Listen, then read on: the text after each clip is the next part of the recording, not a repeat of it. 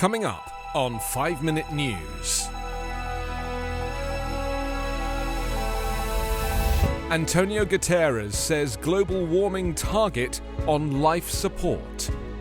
COVID-19 spikes show US signs of what is ahead.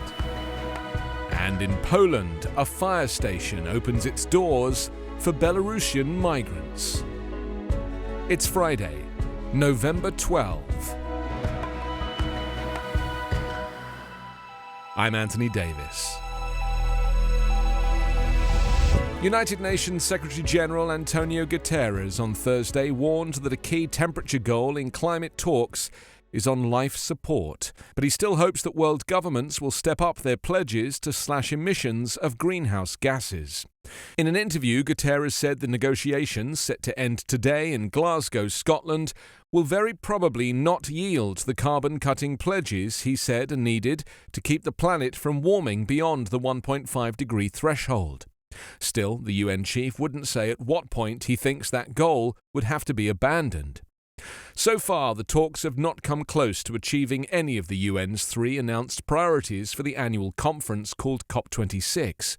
One is cutting carbon emissions by about half by 2030 to reach the goal Guterres alluded to.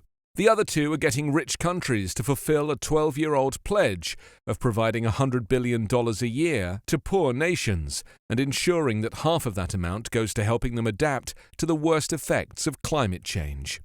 Guterres said the Glasgow talks are in a crucial moment and need to accomplish more than securing a weak deal that participating nations agree to support. Less than 36 hours from the scheduled close of the negotiations, Guterres said that if negotiators can't reach ambitious carbon-cutting goals, and very probably it will not happen, then national leaders would need to come up with new pledges next year and in 2023 during high-level meetings. He later told climate negotiators that promises ring hollow when the fossil fuels industry still receives trillions in subsidies, or when countries are still building coal plants.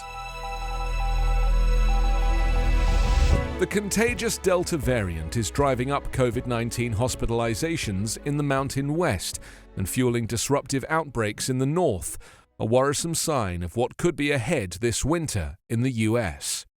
While trends are improving in Florida, Texas, and other southern states that bore the worst of the summer surge, it's clear that Delta isn't done with in the United States. COVID-19 is moving north and west for the winter as people head indoors, close their windows, and breathe stagnant air. In recent days, a Vermont college suspended social gatherings after a spike in cases tied to Halloween parties. Boston officials shut down an elementary school to control an outbreak. Hospitals in New Mexico and Colorado are overwhelmed. In Michigan, the 3-county Metro Detroit area is again becoming a hotspot for transmissions, with one hospital system reporting nearly 400 COVID-19 patients.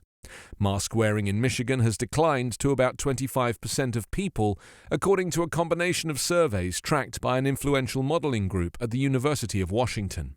Delta and waning immunity, the combination of these two, has set us back, said Ali Mokdad, a professor of health metrics sciences at the University of Washington. This virus is going to stick with us for a long, long time. The Delta variant dominates infections across the US, accounting for more than 99% of the samples analyzed. No state has achieved a high enough vaccination rate, even when combined with infection-induced immunity, to avoid the type of outbreaks happening now, Mokdad said. As migrants on the Polish-Belarus border face cold and hunger, people in the eastern Polish town of Michalowo have decided to help, setting up a center in a fire station where migrants can come for warmth, food, and drink.